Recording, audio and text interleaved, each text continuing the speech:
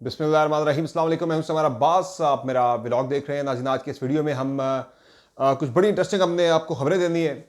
एक तो मैं आपको बताऊंगा जनाब कि आज इस्लामाबाद के 3 हलके जो हैं उनका फैसला आने वाला है और उस पर यानी कि नोटिफिकेशन मुअत्तली के तरीके साहब की दरखास्त थी। दूसरा एक बहुत बड़ी इंपॉर्टेंट चीज़ है, हुर्रिया के तरीके साफ 2 बड़े सरप्राइजेस तैयार किए बैठी है और ये ऐसे सरप्राइजेस होंगे कि जिससे तरीके साहब का कारकुन बड़ा एंजॉय करेगा और सिस्टम के लिए ज़रा ये सरप्राइजेस वबाल जान बन सकते हैं। पर्टिकुलरली जो हुकूमत है मौजूदा, जो आने वाली हुकूमत है, शहबाज शरीफ वज़ीर-ए-आज़म बनते तो उनके लिए एक बड़ा वबाल जान बनने जा रहा है। मैं आपको आज बता रहा हूँ। तीसरी जनाब जो चीज़ है वो है कराची के हल्कों के वाले से कुछ आदाद शुमार शेयर किए पाकिस्तान तहरीक इंसाफ ने। 2 स्टैट्स जारी किए कल। उसमें एक तो कौमी असम्बली के हल्कों की बात हो रही है, दूसरा जो कराची से MNAs की सीट्स हैं वो बड़ी इंटरेस्टिंग चीज़ है कि जिसमें पाकिस्तान तहरीक इंसाफ जो फॉर्म 45 के तहत तरीके साहब ने डाटा जारी किया है, उसमें तरीके साहब कराची से 22 में से 19 नशिस्तें जीत रही थी भारी मार्जिन से, तो वहां से तरीके साहब करा दी गई। तो ये डिटेल में आपसे शेयर करूंगा कराची की एग्जैक्टली कहाँ क्या सूरत हाल बन रही थी, किस हल्के में कितने मार्जिन से तरीके साहब जीत रही थी फॉर्म 45 के मुताबिक। और ये वो फॉर्म 45 है कि जो इस वक्त तरीके साहब के लिए बहुत बड़ा असासा, और जो लोग इलेक्शन जिन्हें जबरदस्ती जिताया गया हारने के बावजूद उनके लिए वबाल जान बन चुके हैं। कल पूछा गया तारिक फजल चौधरी साहब से, भैया आपके पास फॉर्म 45 में, कहते कुछ हैं बाकी मेरे पास नहीं है, लेकिन मैं आपको क्यों बताऊं मेरे पास है या नहीं है। तो जिसके पास नहीं है ना वो वाकईतन यही जवाब देगा, मैं आपको क्यों बताऊं मेरे पास है या नहीं है। तो वो नजर आ रहा है भाई धांधली है। तो फॉर्म 45 जो है वो नून लीग के लोग जो इस वक्त इलेक्शन में जीते हैं, हार के जीते हैं या जिन्हें जिताया गया है, उनके लिए डरावना ख्वाब बन चुका है। अच्छा, इसके अलावा जनाब जो एक मामला है वो गैस की कीमतों में बेतहाशा इजाफा कर दिया गया है और अगली गवर्नमेंट के लिए ये पहला एक तोहफा मिल गया है। और फिर जो तरीके साहब के गायब होने वाले अरकान थे वो अब मंजर आम पर आना शुरू हो गए। आतिफ खान कल मरदान में पहुंचे, उनकी जो एंट्री थी वो बड़ी ही इंटरेस्टिंग थी। आतिफ खान से मनसूब एक बयान भी था, क्या वो तरीके साहब से अलग हो गए, क्या उन्होंने अली मोहम्मद गंडापुर की नामजदगी की मुखालफत कर दी है, MWM से इत्तेहाद की मुखालफत कर दी है। इस पर मैं डिटेल आपसे शेयर करूँगा। आपसे रिक्वेस्ट है कि आपको अगर वीडियो पसंद है तो उसको लाइक जरूर किया करें, और अगर आपको वीडियो पसंद आए, बाकी वीडियोस भी अगर पसंद है तो आप चैनल को सब्सक्राइब जरूर करें और बेल आइकन जरूर प्रेस करें। तो जनाब ज़रा मैं आपसे कुछ डिटेल शेयर करने जा रहा हूँ कराची की, इस वेरी इंटरेस्टिंग डिटेल जो कि कंपोज की गई है, बनाई गई है। पहले मैं ज़रा इस पे आता हूँ, फिर मैं कुछ सरप्राइजेस की तरफ आऊँगा जो तरीके साफ आने वाले दिनों में देने जा रही है। ये कराची में जनाब टोटल जो है 22 में से ऐसी जनाब सूरत हाल है कि 3 सीटें बनती थी पीपल्स पार्टी की और 19 सीटें बनती थी पाकिस्तान तहरीक इंसाफ की। MKM की कोई सीट भी ऐसी नज़र नहीं आ रही जो MKM जीत रही थी, उन्हें जिता दी गई 15 सीटें कराची से।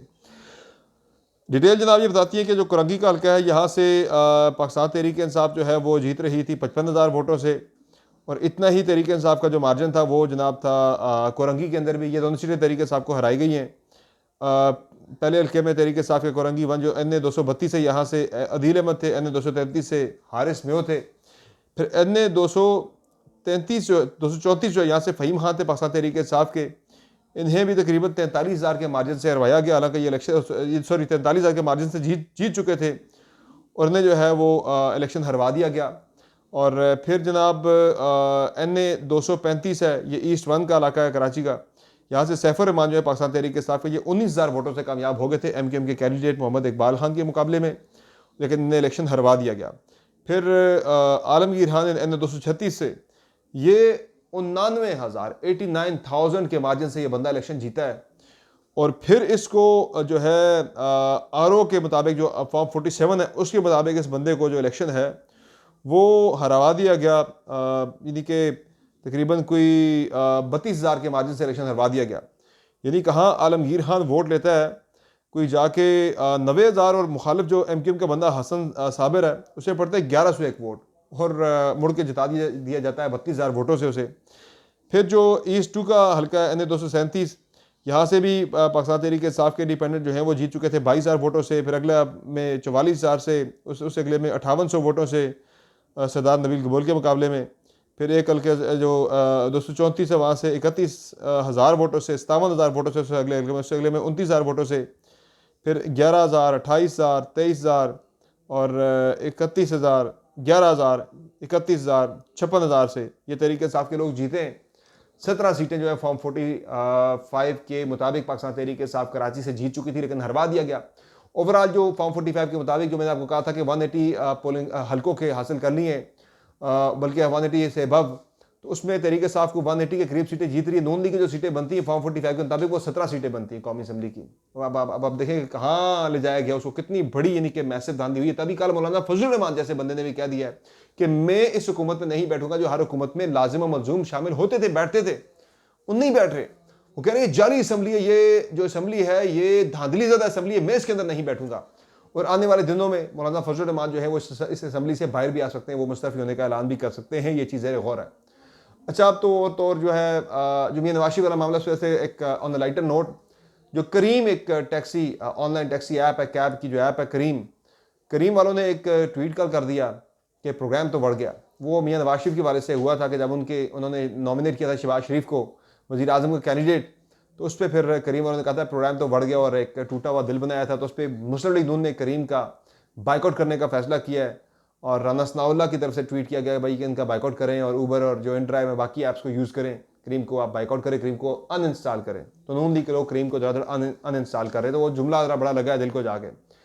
बाकी जनाब मामला ये कि जो मैं बात कर रहा था कि पीपल्स पार्टी हुकूमत में शामिल हो जाएगी, पिछली वीडियो मैंने आपको बताया था, और हो ये रहा है कि गैस महंगी हो गई ऑलरेडी। जो मैं बता रहा हूँ कि अगला साल बहुत मुश्किल साल होना है, इसमें महंगाई अपनी पीक पे जानी है। डॉलर जो है वो एक्सपेक्टेड है कि 350 या उससे ऊपर शायद जाए। पेट्रोलियम मसनूआत की कीमतें 300 से टप जाएंगी। महंगाई जो है वो 40% से ऊपर चली जाएगी पाकिस्तान के अंदर अगले चंद महीनों के अंदर।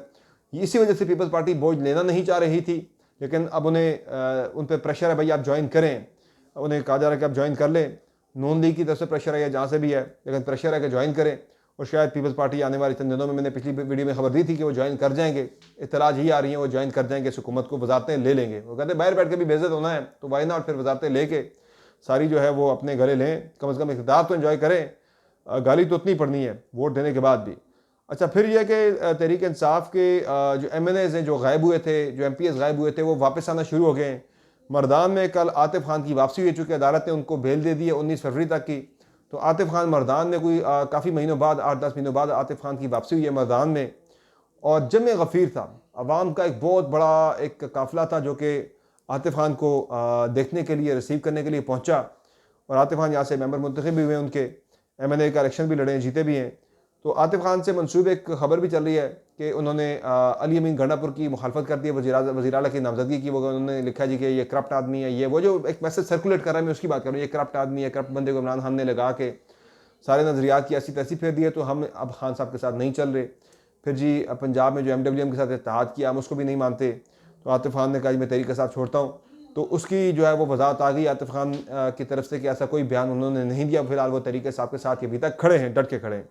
अच्छा, एक चीज़ और जो है वो सरप्राइजेस दो बड़े इंटरेस्टिंग आ रहे हैं सामने। एक सरप्राइज़ जो है जनाब वो एक्सपेक्टेड है कि पाकिस्तान तहरीक साहब दो बड़े सरप्राइज़ दे सकती है।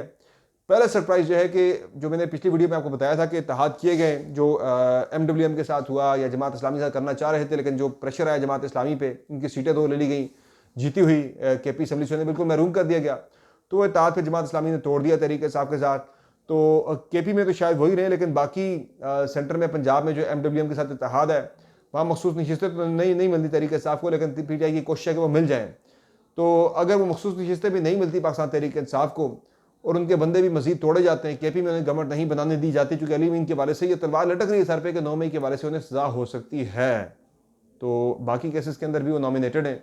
सज़ा अगर हो जाती है तो वह ज़ाहिर है वो वज़ीर आला का ओहदा उनके पास नहीं रह सकेगा। तो इन सारी चीज़ों को देखते हुए अभी तो तहरीक इंसाफ ने, मैं आपको खबर ये दे रहा हूँ कि CBM के तहत, एक कॉन्फिडेंस बिल्डिंग मैयर के तहत तहरीक इंसाफ ने इतनी बड़े पैमाने पर होने वाली धांधली पे तहरीक इंसाफ सड़कों पर नहीं निकली। हालांकि आप देखें बलूचिस्तान के अंदर जो नेशनलिस्ट हैं वो सड़कों पर निकले हुए हैं, सिंध के अंदर प्रोटेस्ट हो रहे हैं, जगह जगह एहतजाजी मुजाहरे हो रहे हैं, बड़े बड़े मैसिव एहतजाजी मुजाहरे हो रहे हैं, लेकिन पेशावर में एहतजाजी मुजाहरे हो रहे हैं। लेकिन जहाँ पे जो हारे हैं वहाँ पे कामरान भंगश और झगड़ा की तरफ से, तैमूर मुस्लिम झगड़ा की तरफ से एहतजाज हो रहा है।